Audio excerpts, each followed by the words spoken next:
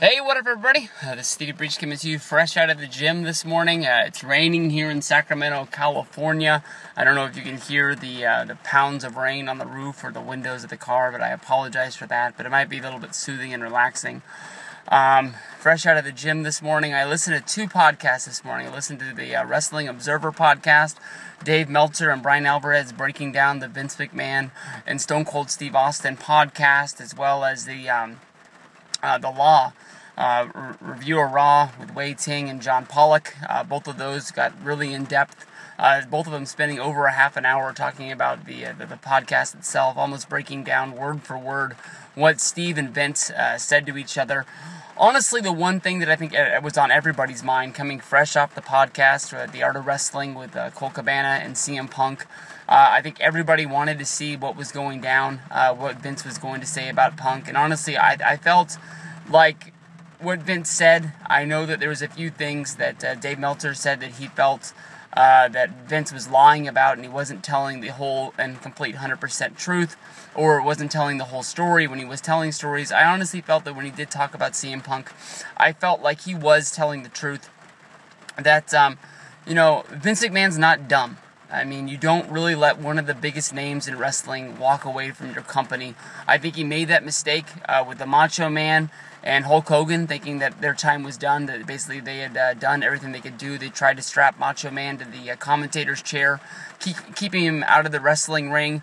Hulk Hogan, he decided to go sort of make movies because Vince was sort of thinking that, he was going to find the new star in the Ultimate Warrior and then move on to the next reign. And then, they go to WCW. They, restart their careers there for the most part. Hulk Hogan is basically almost in every main event for every show that he's on in WCW from 1995 all the way until about 1999, 2000, before the Bash at the Beach deal where basically Vince Russo and Brad Siegel kick Hulk Hogan out of the company, citing with basically that the company is better without Hogan, so they basically piss him off to the point where he leaves and sues the company. He wins his suit, and we never see him again in WCW until basically he comes back to WWE with the NWO. And even from there, you can see that Vince was able to pump life into Hulkamania once again. Maybe he pumped a little bit too much life into that with him winning the championship in 2002. That was sort of when everybody was like, yeah, I'm all into the nostalgia of seeing Hulk Hogan come back, but having him have a match here and there is fine, but having him beat Triple H and having a main event match against The Undertaker in 2002, that's a little bit pushing it. That's a little bit, stretching it. But then you can see that, he was gone for a while. He came back for SummerSlam, I believe, in 2005 and 2006, having main events against Shawn Michaels, which honestly, when it came down to it, I remember reading the reports about about the 2005 one with Shawn, that was sort of destined to fail. That was almost Vince trying to test Hogan, to show him that he wasn't as big of a star as he once was. They didn't build up the undercard as big as they could have, and it really delivered to the point of them bringing him back for the match with Orton. But back to the task at hand. You don't have very many big stars. They might have made a little bit of a mistake with Kurt Angle and with Jeff Hardy, with both of those guys being let go of the company. Maybe not with Jeff Hardy with all of the drug charges that got filed against him since the day he left. Right, it was basically almost the day after he was released from the company was the raid on his house. Everybody knows that story about the fan sending him the drugs, and basically he got intercepted at the post office, and they delivered the package, and then once he was accepting it, then that's when they busted in the door and found what they found, and everybody knows all about the court case and everything like that. But basically, Vince has let these guys go, and it's came back to bite him in the ass.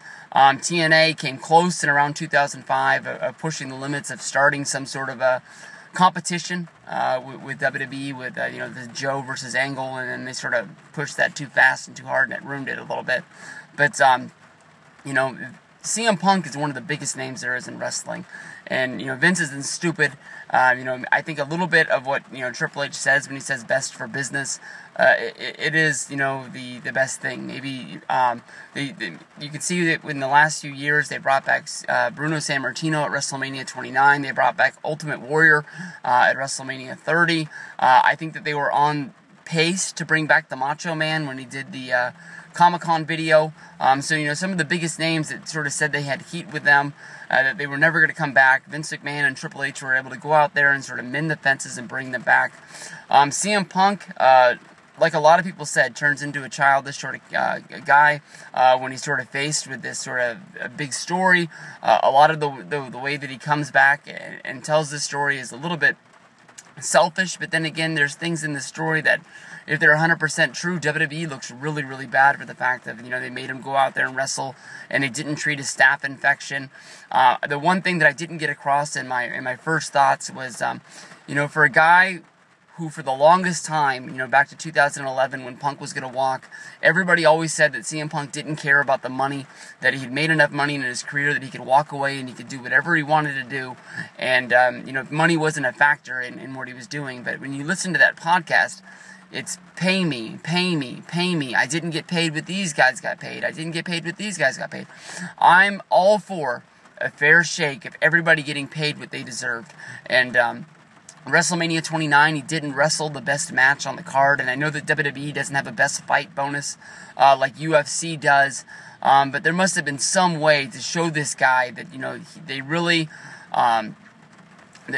respected that he went out there and had this match with The Undertaker, who, a year later, WrestleMania 30, would be wrestling Brock Lesnar, tripping over his own feet from his concussion. Everybody says that, it was a big moment that Brock beat Taker.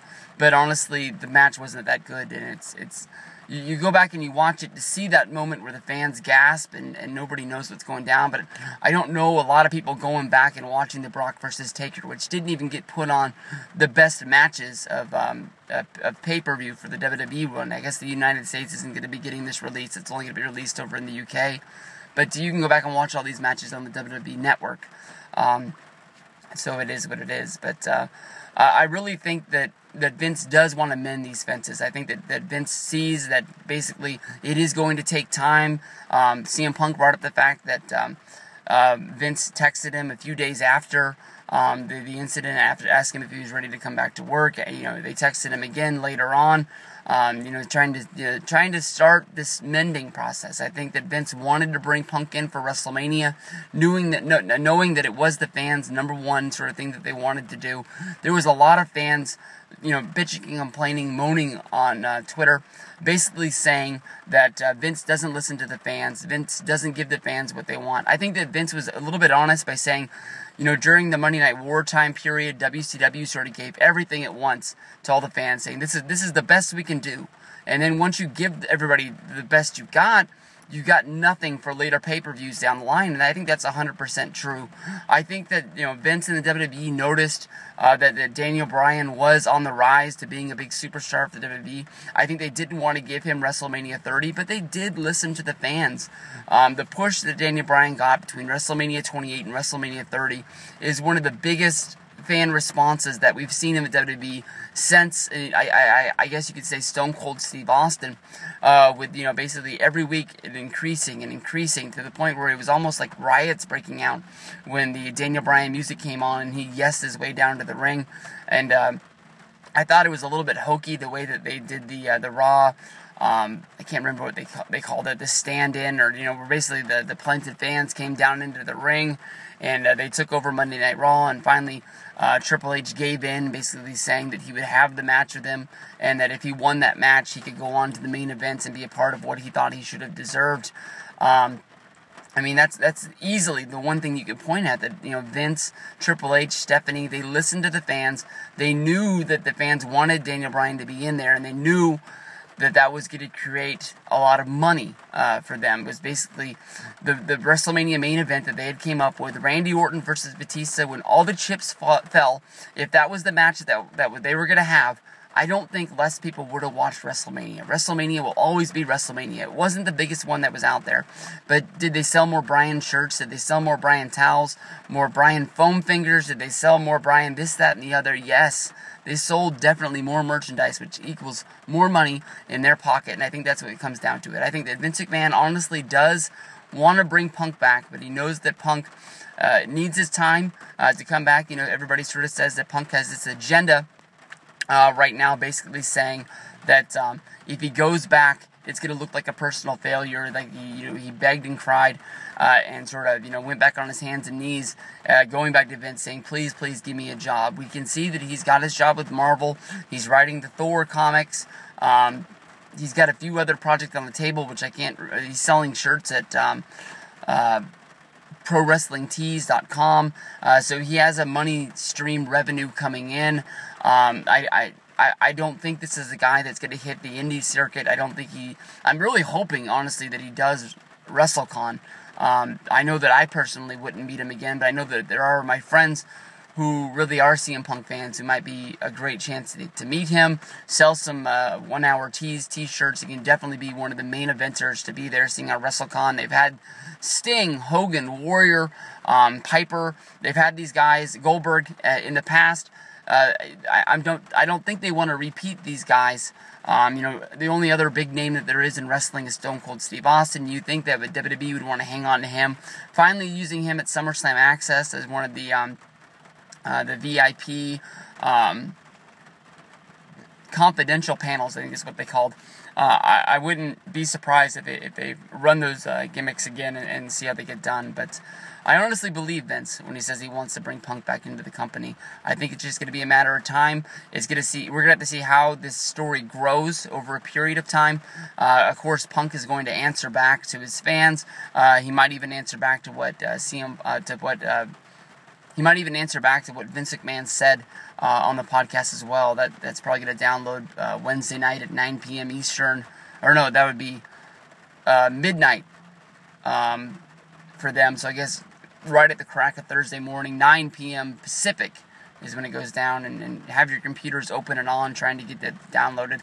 My computer started to download the CM Punk interview on iTunes.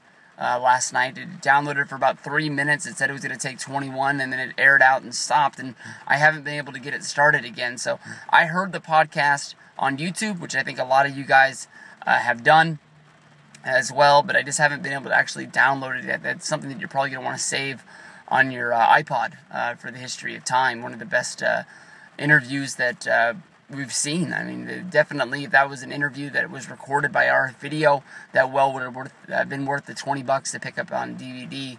We're gonna have to see how Colt's gonna be able to package that up and maybe sell it somewhere down the road, but I wouldn't be surprised. Peace out, everybody.